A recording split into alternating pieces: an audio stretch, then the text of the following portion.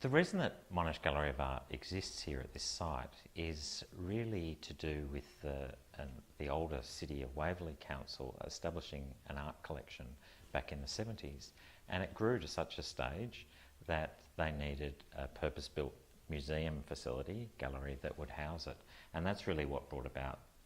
this building on this site at Wheelers Hill. And originally it was quite a visionary complex. It was supposed to be a much more expansive art complex. We do have a library, of course, and a sculpture park as well, but yeah, the idea was that council would establish a little arts precinct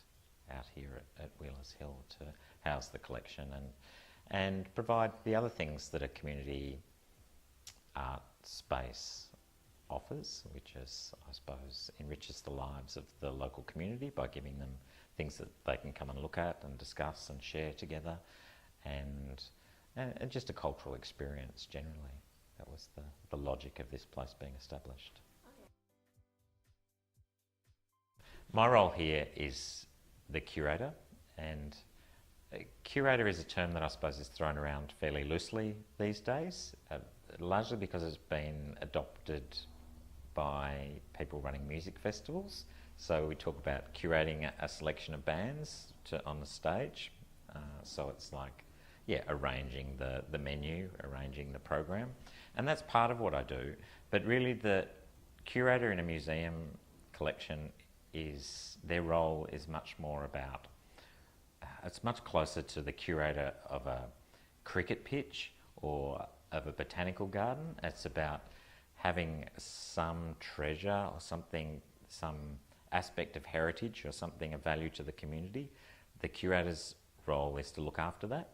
and to make sure that it's kept in good condition and to find ways for the public to engage with that. So in my instance, my primary role is really to look after a collection of Australian photography, Australian photographs, and to build that collection and to look after it and to find ways that I can let the public engage with it through exhibitions or through talks or through publications and that sort of thing. Yeah, so effectively I'm kind of like an artistic director, I suppose. What I do is select works from the collection and invent shows, design shows that draw on the collection. But more broadly, I also am involved in bringing shows in from other collections or getting artists to come into the gallery and work on shows that fit in with what I see as the overall program for the galleries.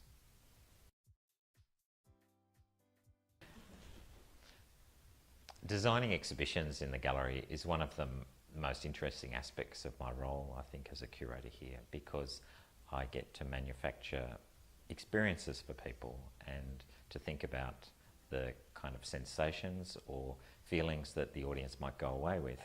based on how things are arranged and juxtaposed and combined. And I guess it varies from show to show, but I tend to orient myself to what the objects feel like and how best to put them into the space in a way that maximises what the artist would want them to do, how they'd like them to affect the audience. So I normally start with making myself familiar with the objects themselves, because looking at them on a screen you might not really understand how their scale or the detail of the works might engage a viewer. So familiarising myself with the actual objects, but then going back to a computer and designing the show on the computer to get an overall layout of where things might go, and then I work with a really experienced installation team that help me realise the kind of overall effect that I want to achieve. One of the things that galleries really offer, I think, the public is a space where they can reflect and step out of their daily routines. And I know this has been a bit of a controversial issue with, say, libraries over recent years, where in opening up libraries so that people can eat and make noise and have community events, a lot of traditional library owners are upset by the fact that they no longer have these spaces where they can just pause from their life and immerse themselves in something else, something more esoteric or more academic or more I don't know, just not utilitarian, I suppose. And I think galleries and museums have the same problem. Traditionally, there's a lot of people who enjoy coming to museums and galleries because they offer the opportunity to step outside of their everyday life. And so in designing the gallery, we do think a lot about creating that sense of specialness in the gallery to make it a space that allows people to reflect on things that they just don't perhaps have the time or the conditions to do in their day-to-day lives.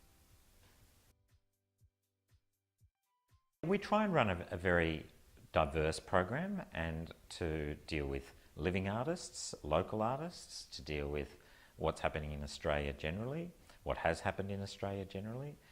but also to bring in out international art and to show that here as well. I think gallery visitors want a lot of different things from that experience, and I guess we try to divide up our exhibition program in a way that covers all of those bases. We're a public gallery that's auspiced by the local council, so they provide a lot of our infrastructural support. They fund our staff and provide us with a building and support a lot of what we do. But like most public institutions these days, there's also this need to develop partnerships with the private sector and with industry, and to develop our own sources of funding, particularly when we want to do things that are more ambitious than perhaps ratepayers would be interested in supporting, which I think is totally valid. I think a lot of ratepayers who fund our core resources, they have particular ideas about what they need or want. But I think we also have a public who are happy to see a public institution be ambitious and to engage in, say, international art history or a national scholarship, as long as we show a bit of initiative in terms of generating funding and resources to do those things that they're not being asked to fork out for us as ratepayers. So we raise almost 50% of our annual revenue through various fundraising activities. Top Shots, I suppose, grew out of our education program, and one of the things that we do as a gallery is to provide access to students who want to learn about museums and how they work, and often to engage in particular shows as well. But we get a lot of young artists studying in high school and developing their skills, and we're very proud to be able to offer them the opportunity to engage with a range of art and photographic practice. We see that as a great role for a gallery to play, and I guess acknowledging our interest in that, Top Shots was developed as a little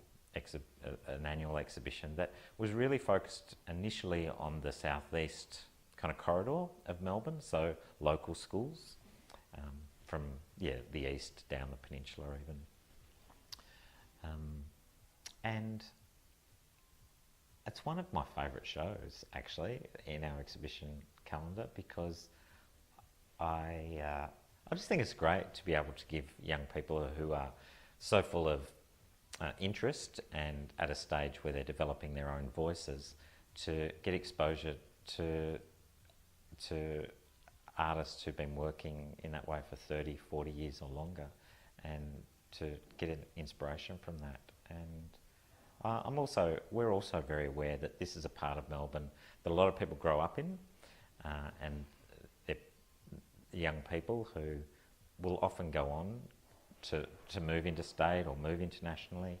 And I really like the idea of this gallery being something that's embedded in their memory and something that has been important to their development. So I guess we do feel like, the children of the future or something, it's a cliche, but I think it's a really important thing for a museum to do. And it's great because on the one hand, museums are all about heritage and old stuff, but building a bridge between that and young emerging creatives, I think is a fantastic thing for a museum to do. it's really interesting to consider whether there are local styles of art and that there might be something distinctive or definitive about what is happening in Melbourne or Victoria or even Australia. And they're tricky questions because, of course, the identity of any of these categories is constantly evolving and changing. And the populations change and influences vary. And if you look back through, say, the history of Australian art, you can see where there were particular opportunities for the culture here in Australia to be influenced by Britain or America, but not be influenced by what was happening in Central Europe or something. So these things are constantly evolving. I think one of the really interesting things about working constantly on building a collection and developing exhibitions is that you get to track these tendencies and you can see how there might be a particular style at a particular period of time, but then to see that dissolve and for something else to emerge. I think one of the great exhibitions we've done here was a show with the photographer Bill Henson, where he went through our permanent collection and pulled out the things that he was interested in. So he was looking at a collection of over 2,000 works of Australian photography, and what he picked out, I think, did really illuminate certain tendencies within Australian photography, which had to do with lost innocence, exploration, a kind of sense of this being a frontier land where things were going to go wrong, things were going to be a bit sad, but that we were going to get by. And I think all those things are true of Australian art. I think there is this sense of still of it being a frontier land, a place where people create new lives for themselves, but also a very practical and let's get on with it kind of attitude. I think all those things are true. Working with photography, you also notice styles developing or schools of practice developing around new technological developments. So one of the big steps forward over the last decade has been in printing technologies and allowing digital cameras to communicate with high-end digital printers and to print on the different kinds of materials. So I think what we're seeing at the moment is a very interesting work going on around the quality of prints and how they work, whether they're printed large on glass, which you can do now, directly inkjet onto big sheets of glass, or whether it's other artists saying, I want to get back into the darkroom and start using chemicals and leave all of this digital nonsense to one side. So I think what we're seeing at the moment is a really concentrated interest in the print itself and the different qualities that a print might have depending on the scale and the surface and the texture of it. That's not really answering the question of whether there is a definitive Australian style or a definitive eastern suburbs of Melbourne style, but I think one of the great things about working in a gallery and particularly developing a collection that is developing a collection and engaging with a range of contemporary practices in developing that collection, you can start to see the communities of style, the stylistic kind of communities that are emerging but also dissolving.